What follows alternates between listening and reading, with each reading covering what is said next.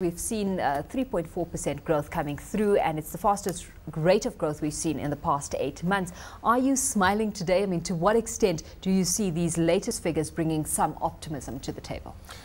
Well, I think it's a tough call to be optimistic about the employment situation. South Africa's labour market is really in a shambles. Not only is unemployment the highest among our peer countries, but also our labour laws are moving in the wrong direction. Labour productivity is at a 40-year low. Labour's share of national income is at a 50-year low. There are many things that are worrying about the labour market and its ability to create jobs over the next year. Nonetheless, November was a good month. I think we saw growth specifically from the retail and wholesale trade sectors and also the financial services sector. So the consumption parts of the economy are doing relatively well.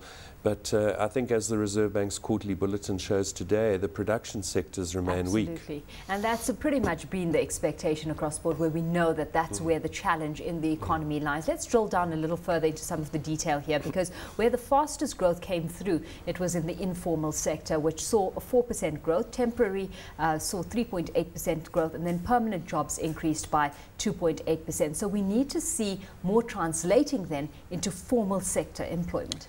Yes, absolutely. I mean, but the formal sector is subject to many, many problems. I mean, the informal sector, really, for interest's sake, the informal sector is defined by employees who don't have a written contract of employment and where the employer doesn't make a contribution to a medical aid or pension fund. So anyone who doesn't have those attributes is an informal employee. And I think what we're observing in South Africa is the informalization of the workplace.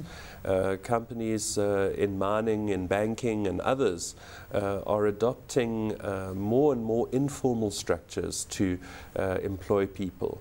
And so to navigate possibly around a tough regulatory environment. Yes, and an environment that I think is going to get tougher. You know, we've seen at NEDLAC this year somewhat successful negotiations regarding labour broking, but there's still 5 more themes related to collective bargaining, employment equity. These things have still got to be negotiated. So I think the labour regulatory framework is going to become much tougher for companies with negative impacts on employment. Loane, what's interesting is that there's been an escalation in the demand for skilled workers, notably your managers and professionals. So what is this trend reflective of, if you're taking cognizance of the lack of growth in the formal sector? Yeah, I mean, if you look at our data, we identify that there are about 830,000 unfilled vacancies in South Africa. People who are desperately needed in the professions and senior managements in particular.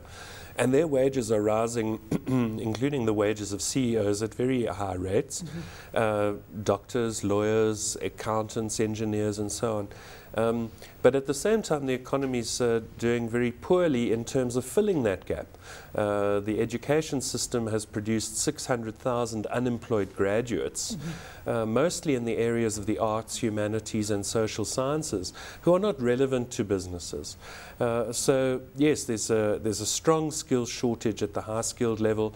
The economy is growing in the services and high-skilled services areas, and the traditional parts of the economy where trade unions typically try to influence government policy to create jobs in the manufacturing and mining sectors, well, those parts of the economy are really weak from an employment point of view. We know that those are categories that are weak right now. Let's hone in on a sector that's strong. I mean, the retail employment sector up 8.7%. To what extent, though, do we have to take cognizance that this may reflect seasonal patterns, and that if retail forecasts are anything to go by, you know, with that tempering growth more than likely coming through, that this is a growth that stands at risk as well?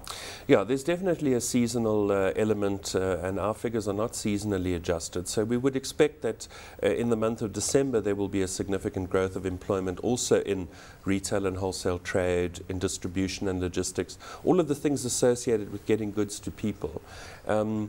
Yeah, I'm very doubtful about the long-term employment prospects. I think there are just so many issues, regulatory and legislative issues, moving in the wrong direction for employment to grow significantly in the formal sector anyway. Yeah, well, let's leave it there. Loane, thanks so much for having joined us this afternoon. Loane Sharp is Labour Analyst over at Adcorp.